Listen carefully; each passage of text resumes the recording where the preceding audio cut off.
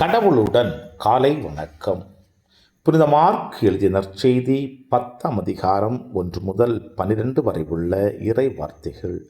அக்காலத்தில் இயேசு அங்கிருந்து புறப்பட்டு யூதேயா பகுதிகளுக்கும் யோர்தான் அக்கரை பகுதிகளுக்கும் வந்தார். மீண்டும் மக்கள் அவரிடம் வந்து கூடினர். அவரும் வழக்கம் போல மீண்டும் அவர்களுக்கு கற்பித்தார்.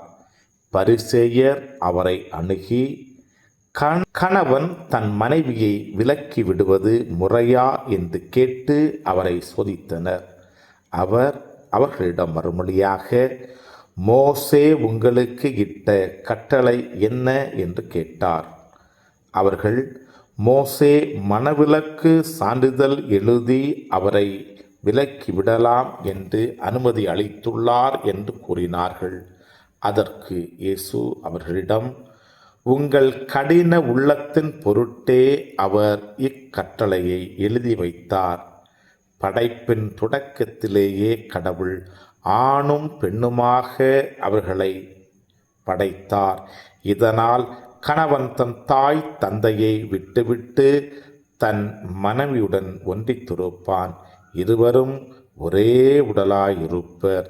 இனி அவர்கள் இருவர் அல்ல, ஒரே உடல். எனவே கடவுள் இணைத்ததை மனிதர் பிரிக்காதிருக்கட்டும் என்றார். பின்னர் வீட்டில் இதை பற்றி மீண்டும் சீடர் அவரை கேட்டனர்.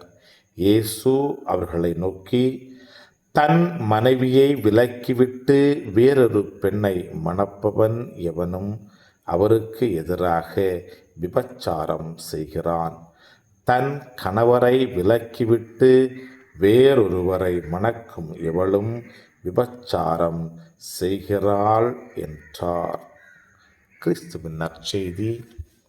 இந்த நாள் இனிய நாளாக அமைய வாழ்த்துக்கள்.